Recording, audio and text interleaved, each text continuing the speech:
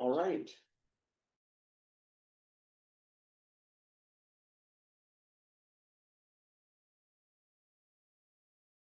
Break in the weather for the refreshing rain. For your spirit that graces us every day. Just pray that you make us more aware of your presence as we go about our daily tasks.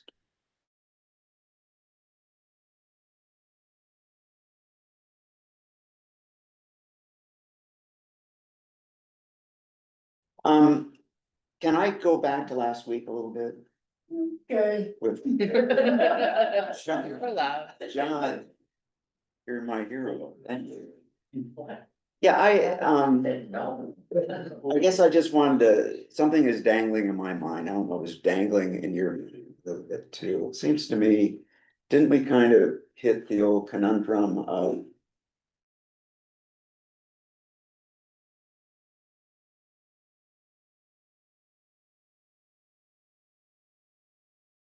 sort of tiptoed around? I don't know, did we try to reconcile that? Is it reconcilable?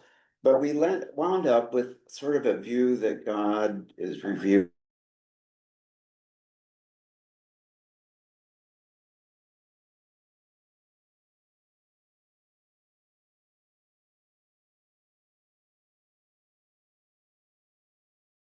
Fishy to you? I'm not sure I'm happy with that, but is there more to be said?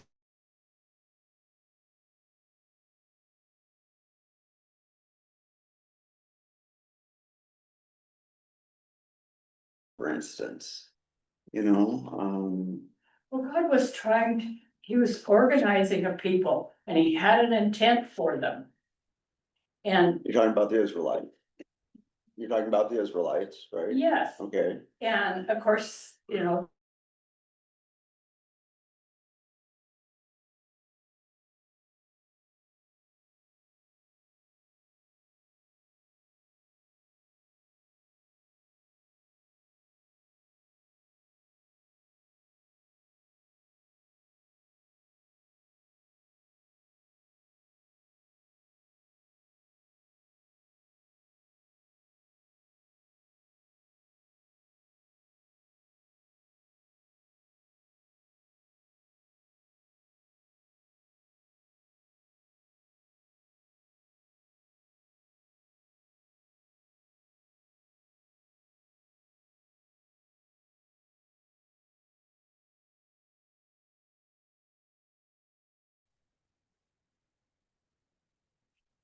so, so be. That's an expression of God's love because God is keeping his covenant with his people. Is that kind of how?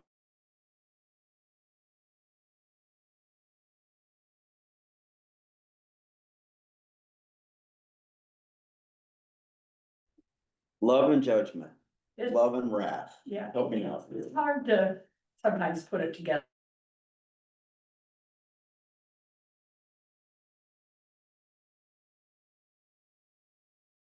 Is that kind of Well, right? yeah, but I think it helps when we go back, Genesis, Numbers and those areas and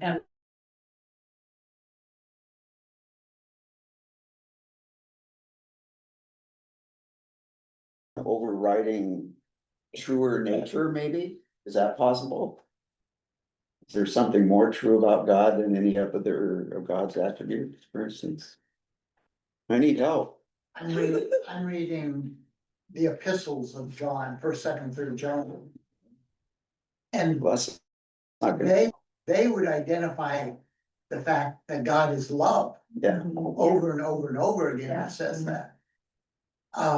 It's hard to reconcile the Old Testament with that. is holiness God's overriding characteristic? I think love is. Love is. Holiness is a really, I think it's problematic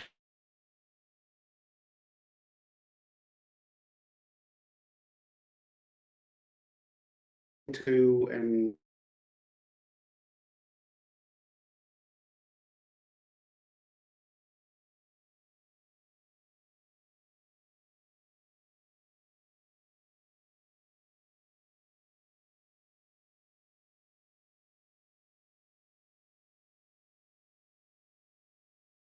God's love. There's no way to separate those two things. And I think the practice of loving your neighbor as yourself is sanctifying, but if you take a look at the way that holiness was defined in the Old Testament, it's more ritual where you follow a protocol that kind of goes along with it. I think that the understanding of holiness has changed over time. And again, when you move even a few verses in the Old Testament, you are moving through different periods of time, depending on which book you're reading, right? So in the same way, violence is reconcilable to a degree with a loving God when you think of the Old Testament as this is how they understood God at that time.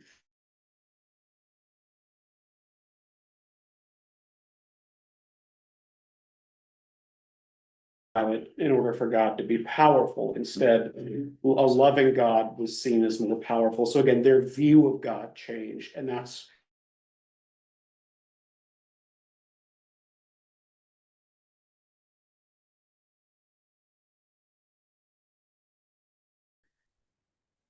Yeah, no. I don't have an answer for this. I just, I just kept thinking about this for the week and I got nowhere. And that's kind of what it amounted to. I mean, some people, and I'm gonna read you a little piece here. I might as well.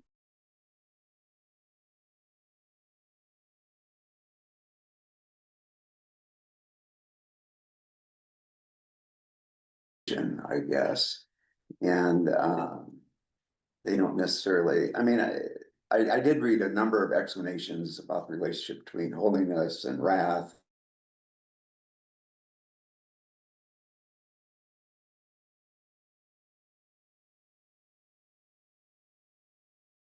It makes more sense to just say God is love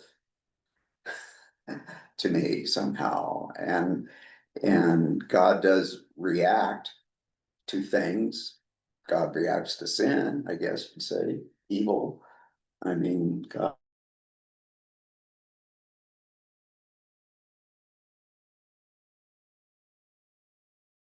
doesn't abide with, but he works with people in the midst of, evil. He's willing to seek them out, right?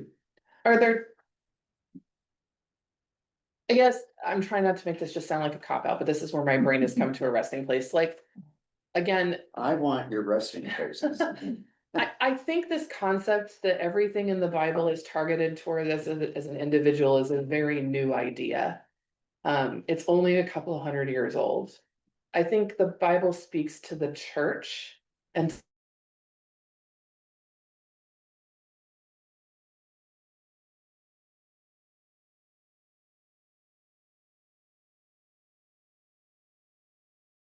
I feel like the example that came to my head last week, like the Civil War. Now, it was terrible. There was a bunch of people that died. It was horrible. But it was what at the time, I don't know if there could.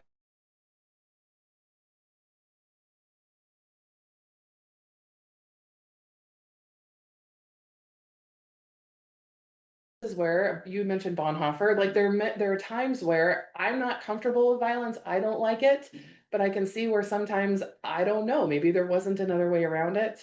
I don't know. I'm not advocating for it. I'm just saying, was there a place where sometimes that was the way to get through because the thing that it was up against just wouldn't have changed in any other way? I don't know. Hindsight is easy, but I just I don't know. It's like I said, so it may sound like a cop out for me to just be like, oh, that matters in that instance, but not in this one. And it may sound like I'm picking and choosing, but like, I really just don't think it's all about us as an individual. And I think when we try to make it that way, it misses the fact that God speaks to his whole creation. Yeah. Mhm. And we do pick and choose.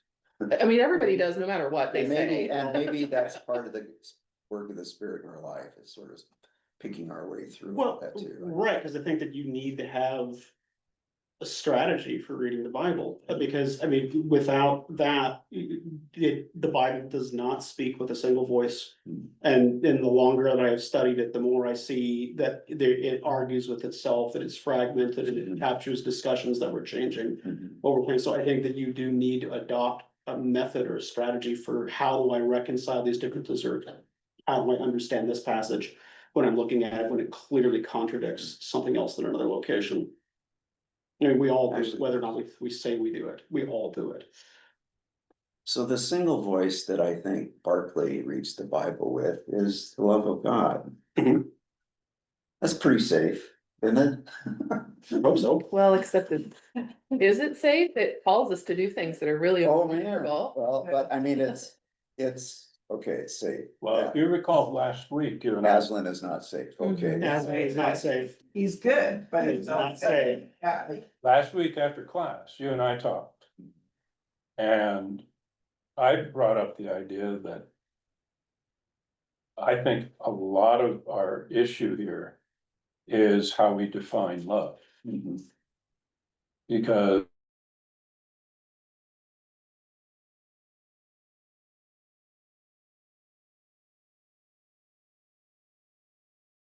different things are happening. And he chastens those he loves, right?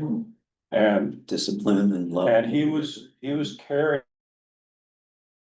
people as other violent things were happening. Mhm. So his love,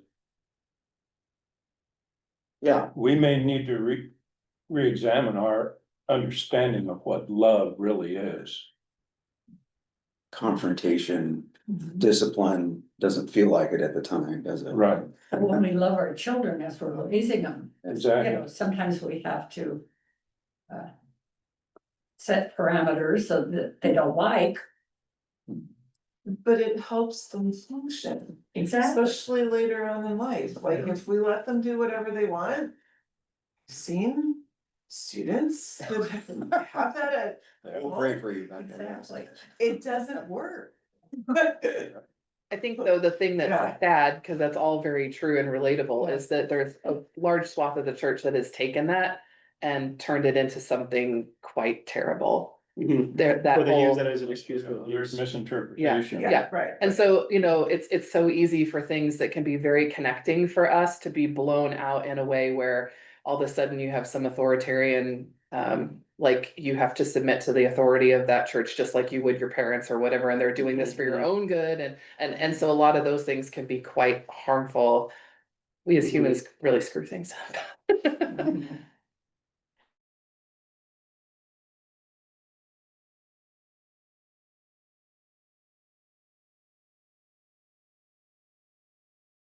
Doesn't it? A little bit, so I think that's kind of the next move here, God the Father Almighty.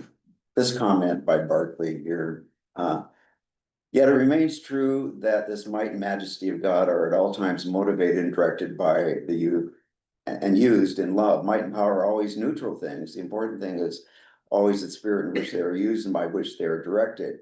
Here we become sure that the might and the power of God will never be used in any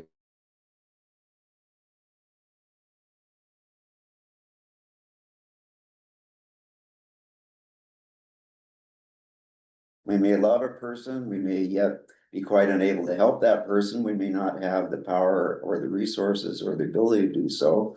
Or we may be quite unable to influence that person in the way that they ought to go, and we may have to stand up and see that person making ruin and shipwreck of their life.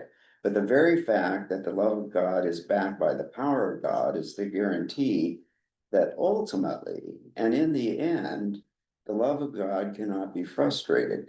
It can be hindered, it can be delayed, it can be grieved, it can be disappointed, but in the end, it cannot be defeated. For you must remember that the infinite power of God has not only infinite might, but it also has infinite time, all to eternity in which to work. So when we say that we believe in God the Father Almighty, we say that we believe in a God whose infinite might is ever used in his indefeatable love, and whose undefeatable love is ever backed by his infinite might.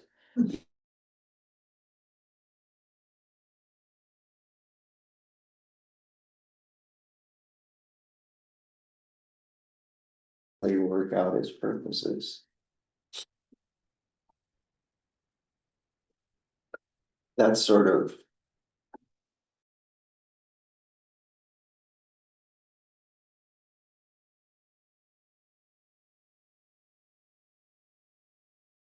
Yeah. Forever is a long time. You ever see,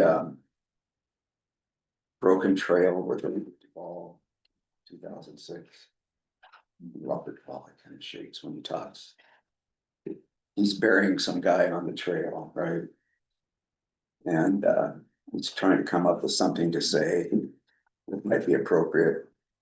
He's an old cowboy, you know. He says, this journey of life from the sweet grass to the pagan house.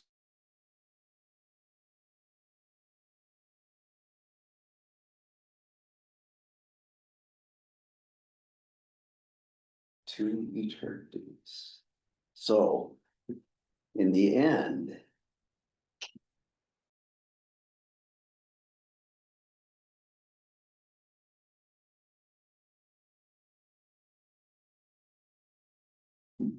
Was hopeful to me. Oh, hi. Hi, Hi, there's a blue SUV medium out there that the front door is open. And there's nobody in it. it's a little rant. Oh, So I didn't know, is anybody in the front row? SUV what? a blue one, Yeah, but Maybe. The door is open. medium is what she said, like a medium, medium. yeah, it's not a big one. Oh, okay. It's over toward the fence, I think. It's not. The other fence. See where Jody is? Yeah. It's that one. Oh. Is it bugs? Or powdered I don't bugs? think, no, it's darker blue. Is that your car? No, sure. Cause I know a few years ago, there was people going through cars. Oh, yeah, well, usually they would probably broken windows. That's a lot, yeah. Oh, Yeah. Close. Yeah. Oh, they have a key. Be careful.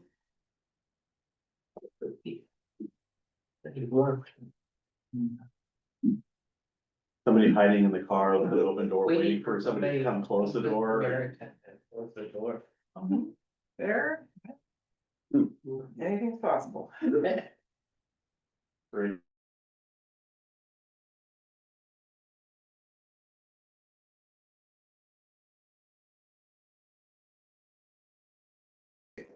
I got that off my chest. You help me. I have a hopeful note. Do God- all the answers you ever wanted. Yeah, so, God the Father Almighty.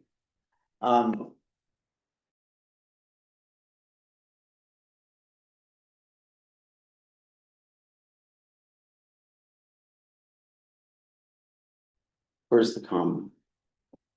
When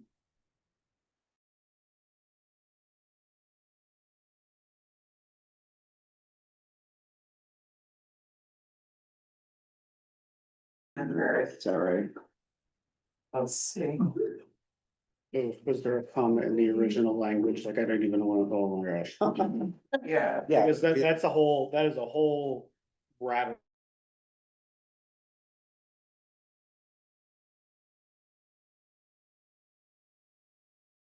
God Okay. the Father Almighty, great, maker of heaven This and is- earth, or God the Father Almighty, maker of heaven and earth, kind of one thing. So this is showing in current English, Mhm. I believe in God, comma, the Father Almighty, comma, Oh. maker of heaven and earth. So or it was creator three of separate heaven kinds and of things. Okay, all right. There is, I found this sort of interesting that, But not everybody puts a comma after God. no. I believe in God, the Father Almighty, comma, maker of heaven and earth. That's how we work, that's how we tend to.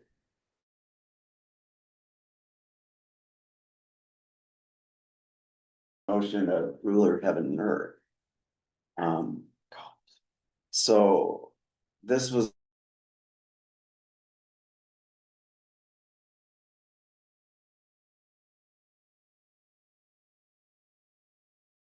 Started in Rome, in the Western churches, was written in Greek, interestingly enough, even though it came out of the Roman sort of church. The explanation given was, well, Christianity spread from the east and moved to the west, so there are more kind of Christians that came out of the east and moved in that way, therefore.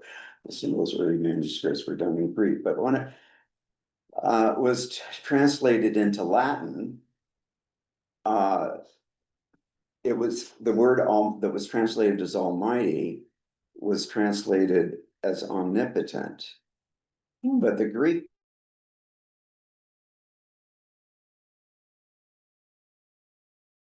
because the Greek word, yes.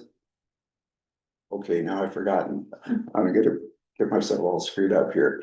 The Greek word that was translated as Almighty included in its meaning as and earth, the seen and the unseen. So when it was translated in Latin and the term omnipotent was used, it didn't carry that same sort of nuanced meaning with it. So ruler of heaven and earth as meaning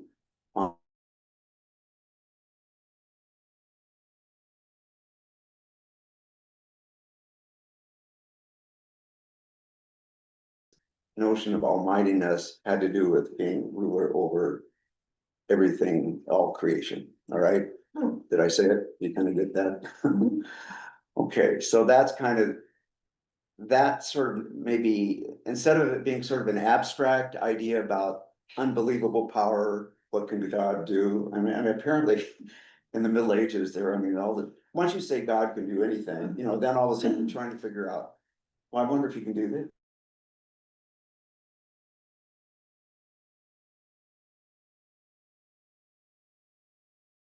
So this really kind of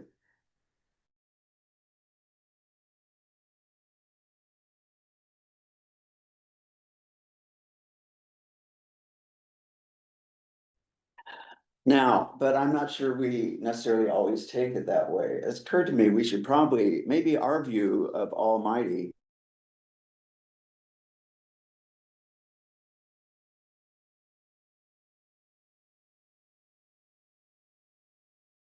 read this 13 first 18 verses here in Exodus 15. I mean, Moses had just witnessed the biggest upset in history, right? Think about the biggest game you've ever seen where the underdog won and came out on top. If you can imagine somebody retelling this story in the sports bar afterward, or commentating on afterwards, they are all about how amazing this is. And that's the picture I think of.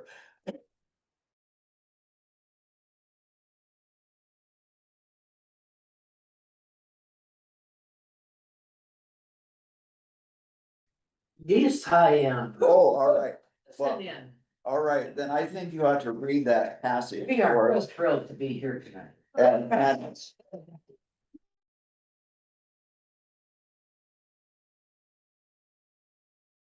For that, I remember from Sunday school, Almighty was see all, be all, do all. no, omniscient, Yeah. right. Okay, the Song of Moses. Then Moses and the Israelites sang this song to the Lord. I will sing to the Lord, for he has triumphed gloriously.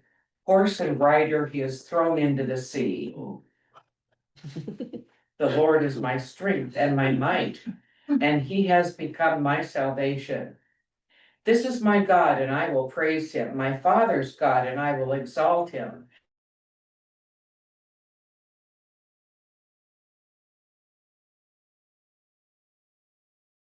Work.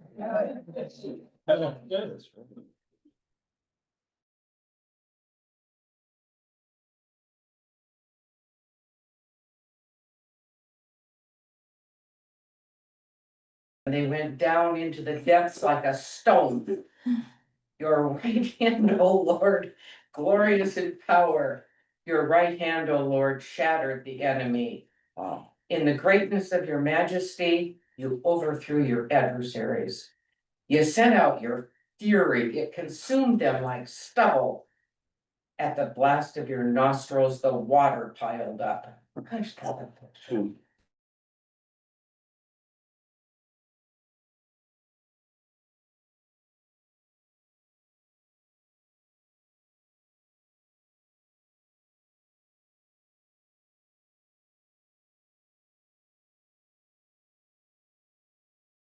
you, I will overtake, I will divide the spoil, my desire shall have its fill of them.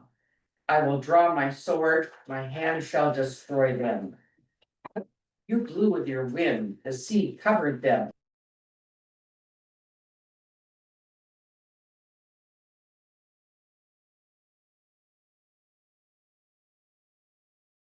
To parrot Paul's view of understanding the Bible here, so. Who is like you, O Lord, among the gods? Who is like you, majestic in holiness, awesome in splendor, doing wonders? You stretched out your right hand, the earth swallowed them. In your steadfast love, you led the people whom you redeemed. You guided them by your strength to your holy abode. The peoples heard.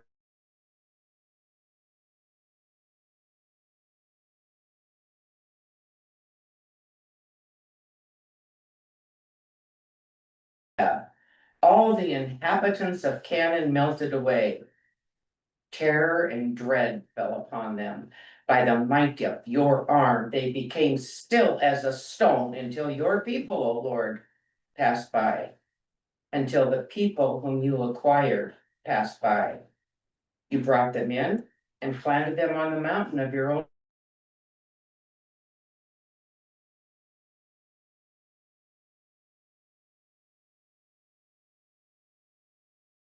Reign forever and ever. Amen.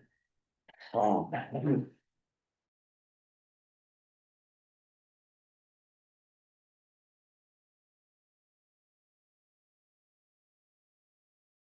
something that happened, and he's giving all these attributions, these kind of things, laying it on God.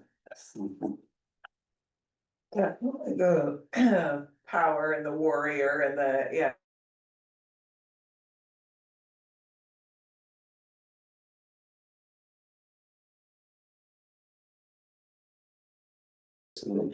Went after him, so did God kill them or not? I'm not quite sure there. When I hear that, I think some of this, when we did Rachel Held Evans, that this is part of the origin story, isn't it? Of the Israelites. Mhm. We think of it that way.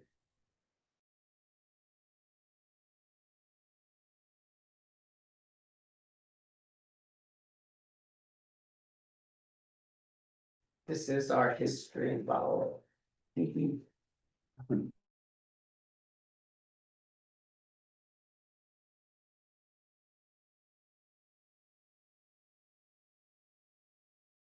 Time. And fish stories. It's like, yeah, Where it's. Yeah. And then that impacts the meaning.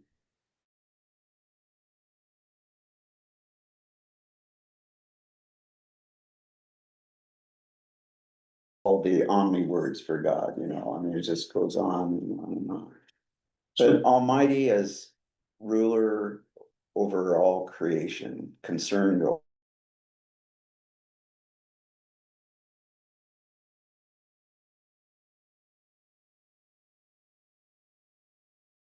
God, it's certainly.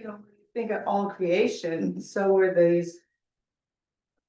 People that, where they were going into Canaan, talk to me,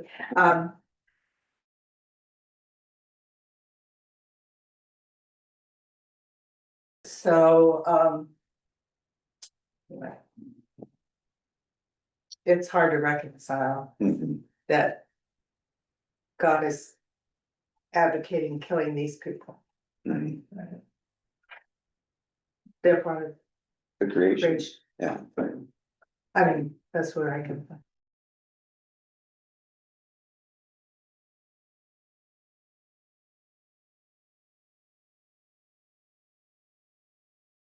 I feel no matter how worried somebody is, and this will, they're one of God's children, they're just not paying attention to him, or don't give them any credit or belief in him. And I think this was part of what, if you're reading in the Old Testament while they're doing their traveling to Canaan and stuff, the other nations were giving given opportunities first to let them pass or welcome them in.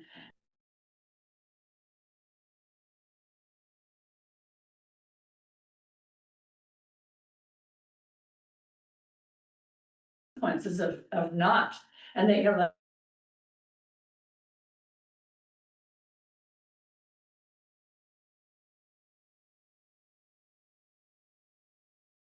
judgment thing. yeah, I got connected there, maybe. We all run out of patience after, yeah, 10 chances or whatever, and it's finally like, okay, this is it. yeah. His efforts are not going to be thwarted. I mean, parents' efforts maybe, we're not God. You know, Almighty conjures up all kinds of words. I mean, terrible, I think, is one of them. Righteousness is, righteous is one of them. Certainly the magisterial aspect of God, I don't know, the notion of authority is in here too, which sort of tempers this idea of Father, the loving Father. Yeah.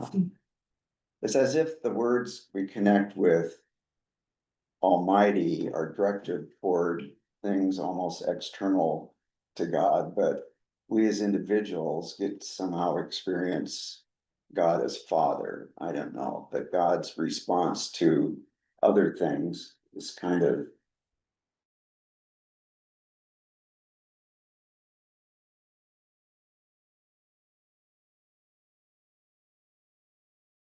almighty at, though. I mean, can we say God is almighty in love? Does that help with the word almighty? That's a question, like, does it, It's not all negative, is what I'm trying to get right, at here. so right. does it just mean he will go to just crazy, amazing lengths to redeem his people? Right?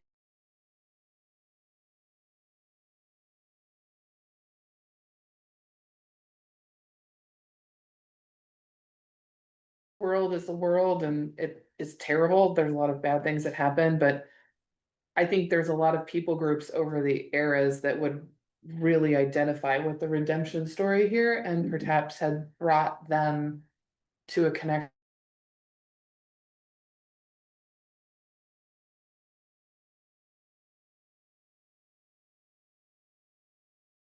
Is it about that redemption story?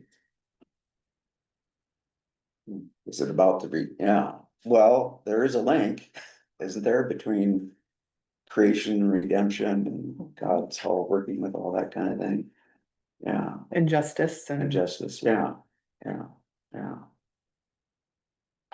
Well, do we believe that every one of those soldiers that was buried in the sea went to hell? Or Well, were that's some gonna of come them? up later. I don't wanna get in that today. We are definitely gonna talk about hell. Yeah, I know, but I mean, were any of them saved from? You read it here. He has infinite time, all eternity in which to work out his purposes for us. So I'm just gonna leave that hanging there. Yeah, you can kind of wrestle with that so that when we get to hell. And we all are going to hell, you do know that, so, it's just the place of the dead, so, in the Bible, never mind, we won't get that far. I've already been there once. Yeah, some of you may have been there already, that's probably true. Okay, so Almighty doesn't scare you. Should it scare you? Scares me. Scares you, Almighty? I mean, even almighty love has a terrible quality to it. I mean, I sort of think that when humans are confronted with who God truly is, when every knee bows, I think Moses got a whiff of that up on the mountain. God just sort of passed by ever so quickly. You can't see me, God says. You get a sense of almightiness in all its dimensions, and it's overwhelming. People fall on their face. Well, especially when we consider that we might not have a good understanding of what love really is. Right. We have a piece of it.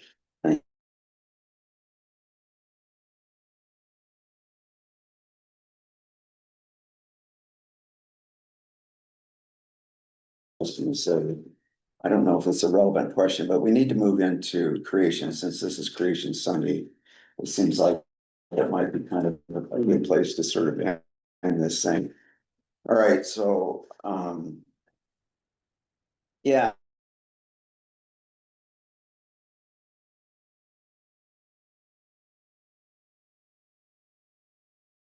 And a lot of, you know, it helped.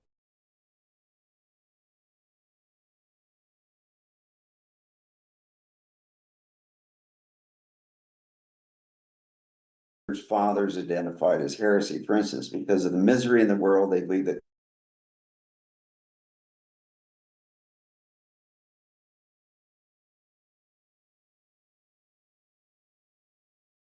evil, therefore God couldn't have been responsible for his creation. They posited a much lesser emanation of God created the world. Also, since the matter was evil, then another example here, Jesus could not have been truly human.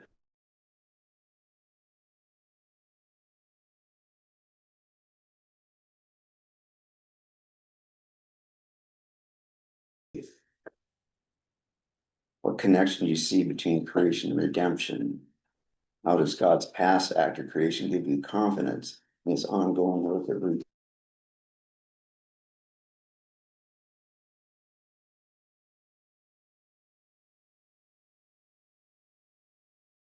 Was that there were just lower emanations, aeons they were called, or emanations, either one, they just sort of degraded somehow. They still had the power to create, apparently. I just read this, what do I know?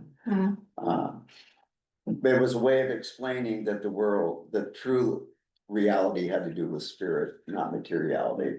So when we say that God created everything and God is ruler of everything, then both material and spiritual are equally important, right? Right. Okay, so that it's all good. So if it's all good, what hope?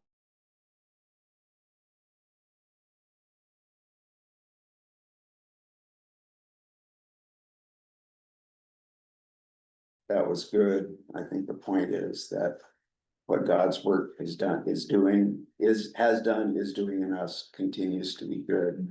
And it will find its perfect end through Christ. Yeah. I never really had thought much about redemption and creation. I mean, as kind of two sides of the same coin, I guess. I don't know.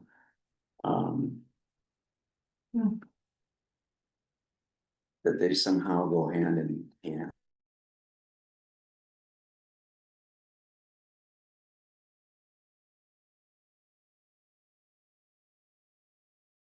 Your individual sort of redemption and maybe doesn't see it in a larger context.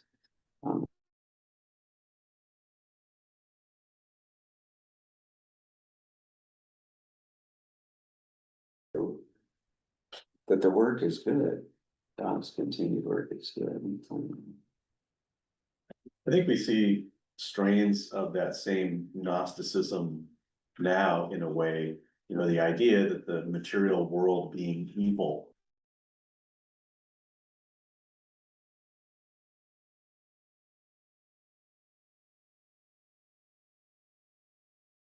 Heard the sermon yet, come the second service, think of that in mind, have that in the back of your head as you listen, that's not explicit, but you know, there's that kind of, you know, element, and I think it feeds into the idea, you know, if we look at the mandate of, you know, to have dominion over creation, is it domination?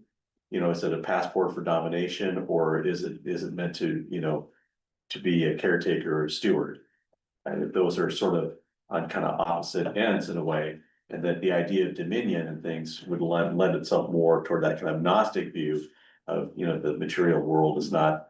I mean, that eventually we will overcome this material world and we will be spirit and that sort of thing. It's kind of along that line. And so, you know, because of that, then, you know, the earth and creation and the people that inhabit it and stuff don't really mean as much, you know. So, There are songs and So stuff good. that this world is not my home, that always bothers me, because yes, it is for now. It's not ultimately, but it is for now. well, yeah, and then it kind of, one of the challenges with that idea is like, well, you know, the vision, revelation, right, and you have in the word, and so on. You know, and that, then it comes into the personhood of Christ, which we'll look at later in the Apostles' Creed, right? If the, you know, if the world is sort of evil, the material world's evil, then there's no way that God would come into the world. Yeah. You know, in that fashion, the divinity of Christ and so on, so there's, Yeah, anyway. yeah. There was another thought that was kind of new to me here, the notion that, and both Barclay and this guy, this Presbyterian dude, spoke to it, that the world wasn't created in a final state, that, you know, I mean, science, we know that it continues to grow and change and so forth, but humans were to have a part in altering creation. You know, we talk a lot about creation care. We want to go back, you know, want to preserve it. That God created it and it was best when it first started, and all we've done is kind of mess it up or something like that. But the notion that we were expected to alter it, so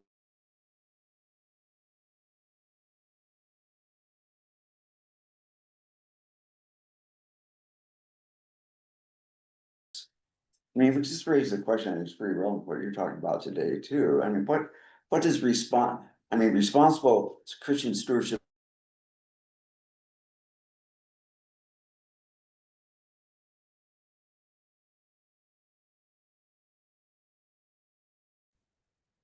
takes me in a whole different kind of direction.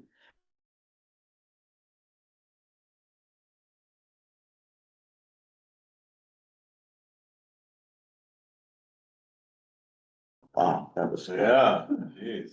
well, you do.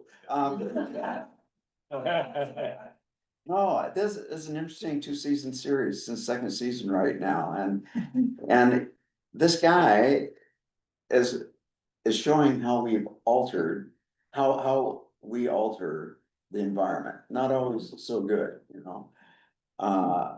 And it's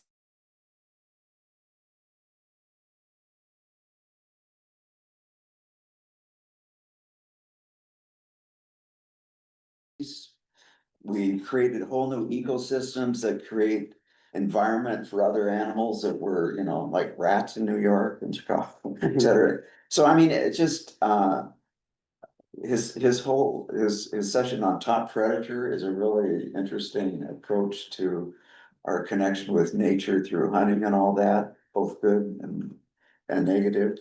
Anyway, altering creation, what does that look like in terms of Christian stewardship?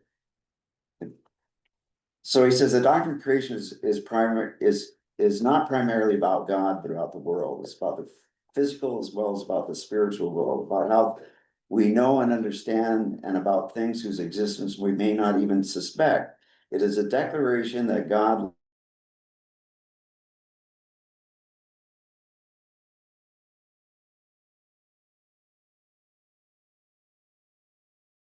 as it man, humankind had no business trying to alter the world. On the contrary, in both stories of creation and Genesis, humanity is given a particular responsibility in the world. In one, it is given lordship, stewardship, management in God's name over the rest of creation. That's in Genesis 1. And the other is placed in the garden with the community to cultivate it. In the second chapter of Genesis, that is to affect it in a positive way. The doctrine of creation does not mean that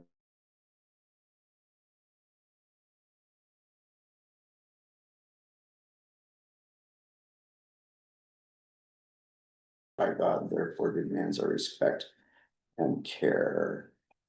Altering creation responsibly. Simple example that springs to mind is the idea of the way plants, food, whatever grows in nature in the way that a man or a woman can till a field and grow enough wheat to feed a whole community. Mhm. It's like you're altering the way something is, you know, created into something that can be useful. Like there's no reason anybody in this world should go hungry because we can alter this planet in a way that it provides for For everyone. everyone, yeah.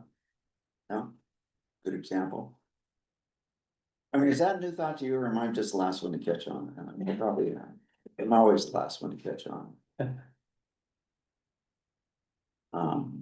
It brings up a little clip I saw on social media. It was a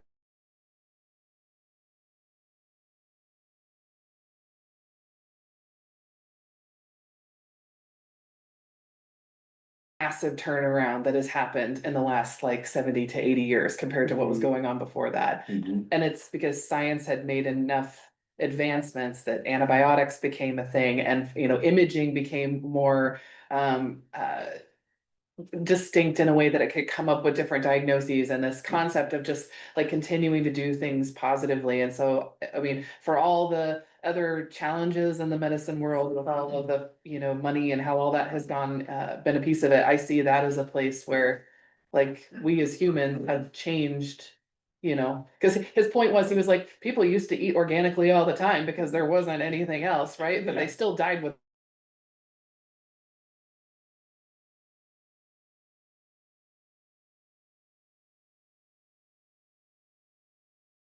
their lives is a place that, it was just an interesting kind of perspective that I hadn't thought about. But I think also that we are now with it.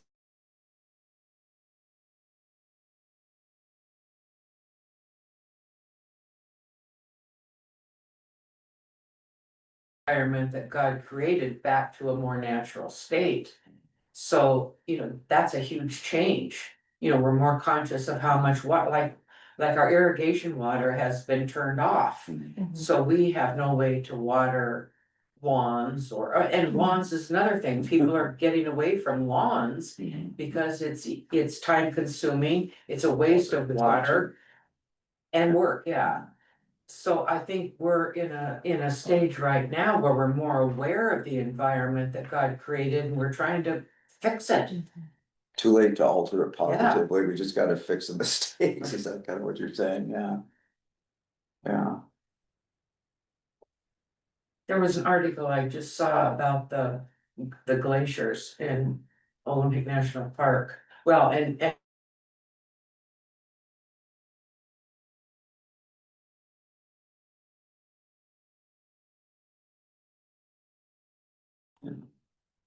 Yeah, Glacier National Park's gonna have to be renamed, I think.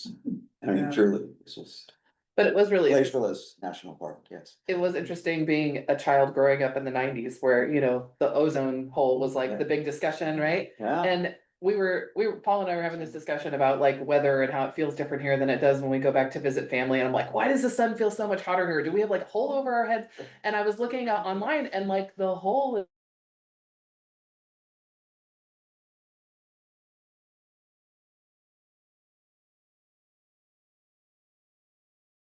positive, like, hey, something good happened. Yeah. We got rid of something.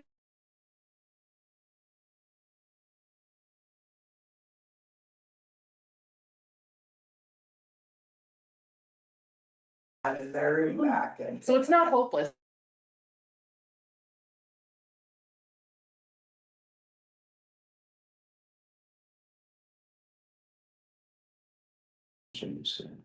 Well, it's led by a professor. But he's not academic you in can't his job. start. Yeah, but Princeton, I mean, some sort of evolutionary biologist or something like that. It's really relatable. Responsible alteration of the environment. Yeah. Mhm. One more quote here.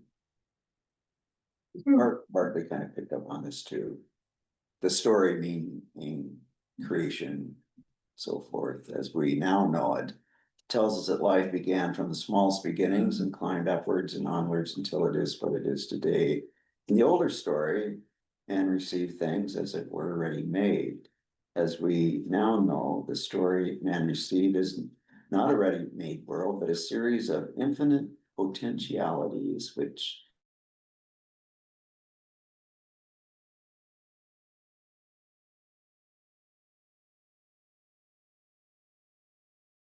increasing knowledge is taught in is that God in his love has given man a share in the work of creation.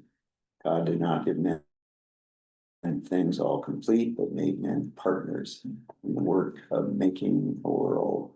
And we talk a lot about partnering with God, and this is kind of one of those avenues I think that we can do. Any other last thoughts? I have to read you one more poem before we close.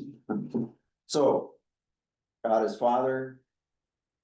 God is almighty in all manner of sorts, but mainly over God's creation. God is almighty, authoritative, ruler, working out his redemptive purposes, maker of heaven and earth. It's all good. We're here to responsibly alter it. So I went out to Clown Bay Correctional Center yesterday to the annual powwow. And here's a little earth talk to end this class with, if you wish. Earth teach me, it says. You'll like this, Arlie. Thought of you when I saw this. I don't know if this is substitution for God, but it still kind of spoke to me. Earth teach me as the grasses are stilled with light. Earth teach me suffering as old stones suffer memory. Earth teach me humility.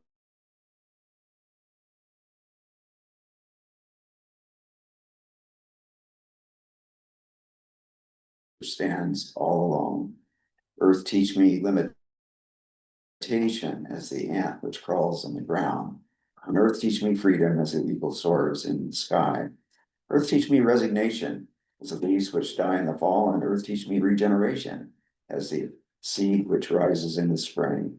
Earth teach me to forget myself as melted snow forgets its life, and earth teach me to remember kindness as the dry fields weep with rain.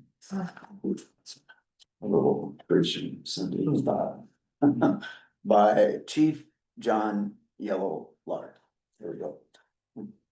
Now, was that the correctional center? Yeah, We were having a ceremony. they have a powwow. The native guys get to have a powwow The every native year. guys, Yeah. Have a big feast. They all make a lot of gifts, give everybody.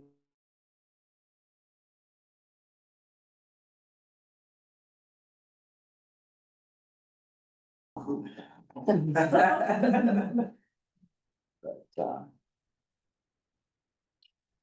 any last thoughts about the Father Almighty, ruler of the earth? Thanks for your help.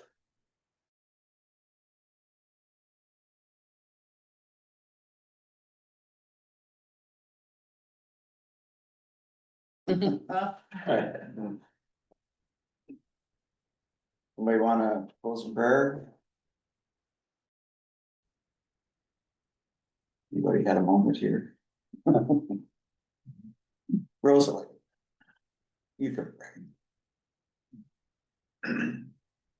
Holy Lord God, we love the challenges of considerations of your relationship with us and our responses.